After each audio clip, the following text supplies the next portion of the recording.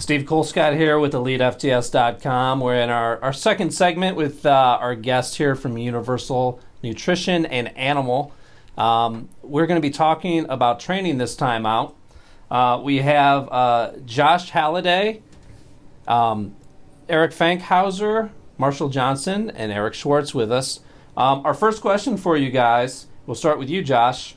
Who are your early coaches or people that motivated you to train? I really started off by myself. It was really self-motivation when I started training. And then once I got to college, I met this guy. There was a local gym by me called Pearl Street, and the owner was he was a bodybuilder, and he saw my physique, and he said, you really should start pursuing this. And so I kind of started taking notes from him and listening to what he had to say, and I started pursuing bodybuilding. And then when I got home, I went to school in Jersey, and when I got home to Philly, I met a guy who did diets. His name was Mitch, and he started helping me out with my diet.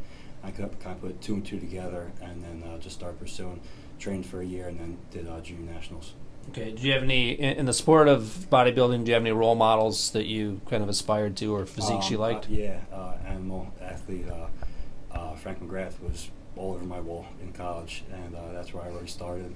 And to get a call from these guys one day was just a dream come true. Excellent.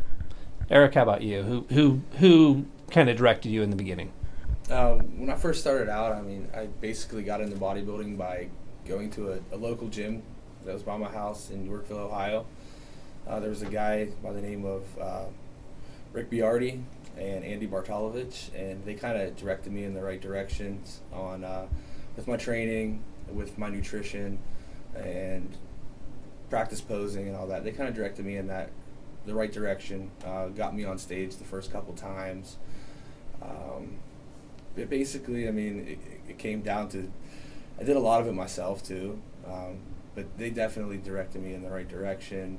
And then once I turned pro, I switched to Neil Hill as my trainer now with the Y3T training, and pretty much he's been doing all my stuff for the last couple years. Okay. Marshall, in both powerlifting and bodybuilding, who kind of directed you in those two sports? Bodybuilding, it was pretty much just myself. There wasn't a whole lot of people around locally. It was just a small local show that I started out with, and a whole bunch of weekend bodybuilders around all the time. They just showed up to train on the weekends, and that was about it. As far as powerlifting goes, there's only one person that's really inspired me to go to the next level in powerlifting. That's a man named Jason Ellert. I only needed to see him squat once. I went to his garage gym one time. It's called Dakota Barbell. It's out on the outskirts of town, and there's usually not a whole lot of heat in the garage. So when it's about 20 below outside and we're training, you can see your breath, and then all the rust is dripping off the pipes, and it's pretty cool in there. And I just walk in, and he just got this look on his face like he's gonna rip somebody's head off, and he squats 800 pounds with ease, and he's got just picture perfect form. And I knew from that second I want to train like him, and he's always been kind of a mentor for me and someone I wanted to emulate. And Jason Ellert would be the man. Okay. Eric, how about your background? As far as bodybuilding, nobody famous. I just started going to a local gym. It was a great hardcore gym, the kind of gym that's a rarity these days, but just learned from a bunch of local guys over there as far as bodybuilding. They really helped me out. Powerlifting, awesome guy. His name's Henri Skiba. He owns a gym in Carteret, New Jersey, Skiba's Gym. It's the only West Side certified gym in New Jersey, and he's just been a great friend, mentor, coach, all of it rolled into one to help me out. Okay. Josh, tell me a little bit about the evolution of your training program. What type of things have you tried in the past that have kind of gotten you where you are now? So like I said, I started with football, so I was really about like power and explosion. So it was really, 3 sets of 5, 3 sets of 6. And that worked to a point, and I really started to see myself plateau. It's when I started using supersets and high reps and going 20, 30 like we did today. We did sets of 30 at the end. And that's when I started to see crazy lines come in and the conditioning that I was looking for. So recently that's what I really switched to, is high reps with supersets and stuff like that. Okay. Eric, tell me a little about the evolution of your program, and with your exercise physiology background, how did that help out? When I first started training, obviously, same as Josh, mine kind of started out as football background, so I was always training like a football player, just pretty much doing stuff that I don't do now. When I became a bodybuilder, I started getting into, just basic stuff, 3 sets of 15. It was always like higher volume type workouts is what I always did. Did that for a while. I've always been a high rep guy. As of recently, the last few years where I've seen my best progress is probably like the Y3T training, which is pretty much just changing it up every week. Progression of like heavier weights at low reps all the way up to supersets, giant sets. I'm a big believer in that you shouldn't do things for your body at a whole bunch of weeks in a row. I'm big on like muscle confusion and changing everything up, and with that I've had my best results.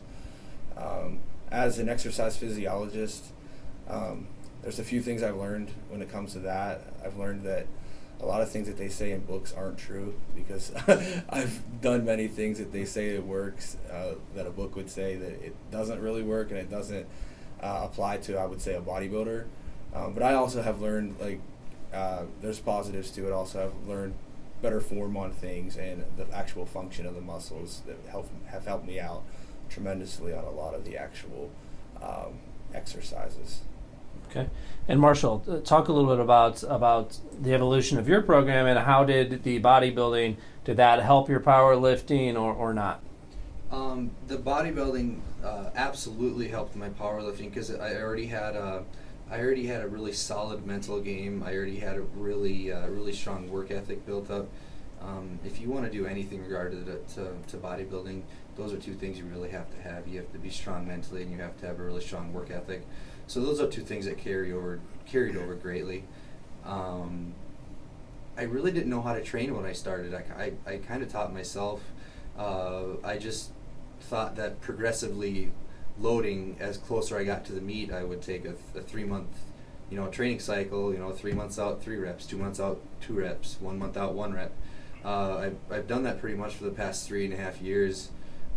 It's gotten me to great places, but it's also gotten to the point where I'm facing some injuries here and there, and I have to start to find a way to not just constantly have the heavy weight on my body all the time. I recently just read a bunch of articles by Dave Tate about the Westside method and his experience with Westside, and I've never studied anything about Westside before. I didn't know anything about it, and I started to implement max effort days versus dynamic effort days. I had always thought dynamic effort meant that you were taking kind of an off day and taking a day off, but that's actually not the case. You'll go in there, let's say for a bench day, you're going to do 9 sets of 3. Well, you may have minimal weight on there, but your goal is to move that weight as if it's maximal weight. So if you got 225 on the bar, you're still moving your 3 reps as if you got 500 pounds on the bar. You're still putting maximal effort. Plus you're taking a 45-second rest. So you do a set, just enough time to walk around the gym, come back, lay down, and do 3 maximal reps again. It's an absolutely great way to learn your form, and it's really helping me out a lot with my explosive power.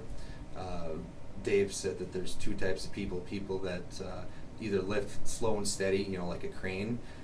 My 315 looks the same way as my 1000 does. It's just the same speed.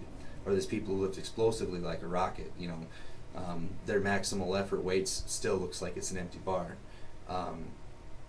Adding explosive training has helped out my game tremendously. The weight's moving a lot faster, and a lot of the stress is being taken off my body as well. Okay. Eric, you've been training a while. What type of different things have you tried, different type of programs? I've tried a lot. I just love training, so I've tried a lot of different bodybuilding programs. I just enjoy the training. For powerlifting, interesting enough, for my first meet, 531 was the first program I did. Great program. I recommend it to a lot of people. I've tried Westside. I've tried a couple of different things. And now I've kind of learned from all of them, and I do kind of hybrid training. I still do bodybuilding too, just because I enjoy it. Yeah, take a page from each person's book. Yeah, the stuff that works and then adapt to what works for you. And I just love training. Okay. Okay. Let's tell me a little bit about. We'll talk about off-season training. How many days a week do you train, and how did you come up with that? And how long did the sessions last? Josh? This year my off-season training, I'm just right now I'm about 14 weeks out. It hasn't changed much. It's been 5 days. It's been each body part each day. So I'll have a back, a chest, a leg, shoulders, and arms, and 2 days off, usually a Thursday and Sunday. And the reps have stayed high. Not much has changed with the training at all this year. In previous years, I've definitely done more of the off-season heavy, and then the contest prep, high rep. But this year, it's really stayed high rep all year long. Okay. And how long do your workouts last? Usually about an hour. Leg days usually longer, about an hour and a half. But I'm usually in and out in about an hour and 15 minutes. Okay. Eric? My off-season workouts are exactly the same as my in-season workouts. The only thing that's changed is added cardio and the nutrition changes. So. Okay. And how many days a week are we talking? I train 5 days a week with weights, not including cardio. But I'm usually like 2 days on, 1 day off, 3 days on, 1 day off. Is my split. I do one body part, 1 time a week. Okay. So hit everything once a week. Okay. And Marshall? I train 4 days a week. 2 bench days and a squat and a deadlift day. The 2 bench days, one's for speed, one's for max effort. In powerlifting, we necessarily don't have an off season. It just kind of feels like we're continuously training for the next meet.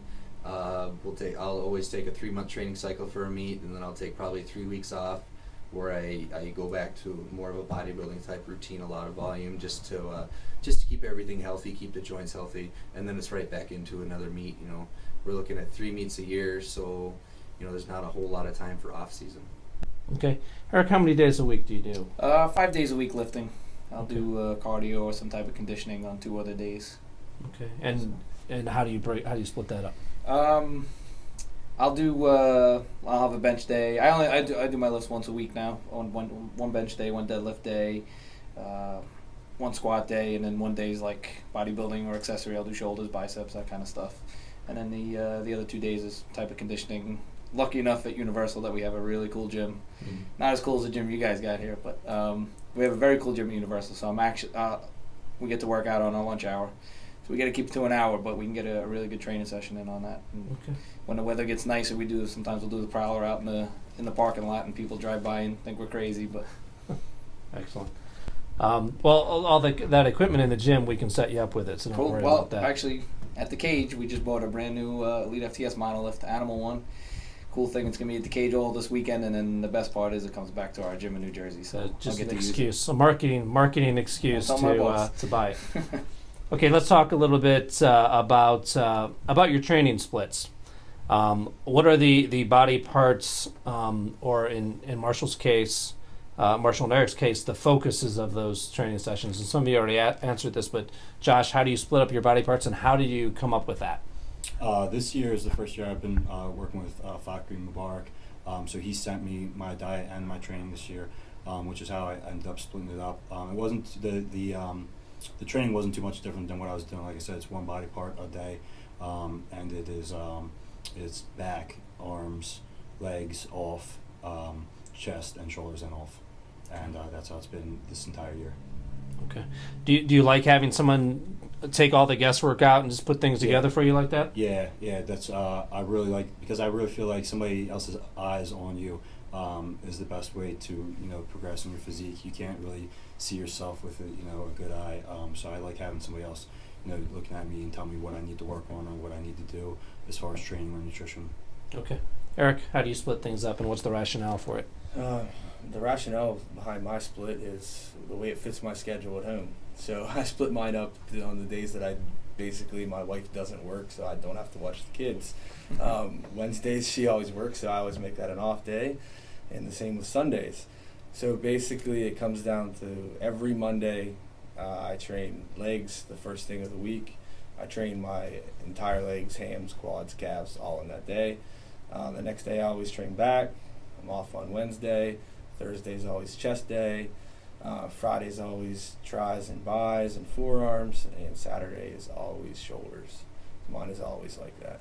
Okay. Yeah. Marshall, you're doing a bodybuilding split. You mentioned 4 days. Just run through that real quick for us again. My 4-day powerlifting split is Monday or Tuesday. It all depends on what's going on. I have a lot of ART work and Grafton work done on my back, and sometimes my chiropractor can only get in on Mondays. So Monday or Tuesday is my speed bench day. Wednesday is deadlift. Then Friday is max effort bench, and Sunday is usually squat. The only rationale I have behind that is I like to keep as much rest time in between lower body sets as possible. If I can have the most amount of days between my squat and my dead, that's the most beneficial for keeping my back healthy. So that's really the only reason why I do what I do. Okay. Eric, you've kind of gone over that, so I'm going to hit you with the next question. What intensification techniques do you use, like rest pause, force reps? Do you use any of those things, and what do you feel they bring to the table for you? Yeah, I like I said, I kind of tried it all, and I'll use them all when I feel I need them. Anytime I need a little extra push or jump in my program, I'll pull something out of the tool bag of tricks. Since you have a powerlifting interest, are you someone that uses a lot of bands and chains? I've used them. I don't use them a ton, but yeah, I've definitely used probably more bands and chains. I want to get into doing more chain work, but yeah, definitely like the band work. Excellent. Josh, what type of intensification techniques, like supersets? Or a lot of supersets. I do a lot of force reps, a lot of squeezing at the end, 10-second holds, things like that. A lot of negatives as well. Just keeping the muscle under pressure the entire time. So that's basically, I don't really use bands and chains that much. I don't have the luxury to have a gym like this back home, so I just try to use a lot of supersets and pauses and holds. Okay. And when you started working with your trainer, was a lot of those techniques new? No, I did incorporate them before, but I did start this year adding more squeezing and holds and negatives. Okay. Do you find that your weights decreased when you had to do that? And as far as my body weight? No, the weights you're able to use. Yeah, I'm not nearly as strong as I used to be, but I'm probably about 10 pounds heavier and this year than I was last year, and it's a lot more muscle, I can tell, definitely. Okay. Eric, how about you? I'd say once a month. Usually I'll take 1 week and I'll do a lot of drop sets. So I mean that's a way I change it up. Other than that, it's pretty much straight, just normal training. I do add a lot of isometric type exercises in. I'll usually do that after maybe a chest workout. I'll do it at the end, just where I'm squeezing or pushing against something that won't move. And I'll try to do different angles with my isometrics just to. I think that definitely helps bring out muscle separation for a bodybuilder if you're doing that. And the closer that I get to actually my shows, I'll do more isometric type work and more posing, and that I'll add into my basic training. Okay. Marshall, I know you do bands. You use chains as well? Yeah. Actually, chains actually kept me in powerlifting. About 2 years ago, I actually almost quit powerlifting because I came to a plateau in all my lifts, and I just couldn't get any stronger. No matter what I did, I could not change, to save my life. I wouldn't hit a deadlift session with my buddy Bob Bruner, and I just thought they looked badass. I thought it was the coolest thing in the world seeing somebody training with chains. And over the years, what I've learned is when you're working with chains and bands, you really don't have any exact idea what's on the bar. You're not focusing on numbers, which in powerlifting you go crazy thinking about numbers all the time, percentages and numbers. So if you throw on chains, bands, or bands and chains, you're not focused on the weight. You're just focused on working hard and working until you can't do another set. So working with chains and bands is a huge part of my training, and I recommend it to anybody because we just get so lost in numbers. You just got to go to the gym and work hard. That's all it really takes. Okay. A lot of you guys have touched on this in your previous answers. Eric, do you do any kind of deload, or do you give yourself a break every once to let yourself recover? Yeah, I found that I didn't want to deload. I thought mentally it was it didn't feel right. But I found that you just have to. You can't go pedal to the metal 100 miles an hour all the time. Your body's going to fight you eventually.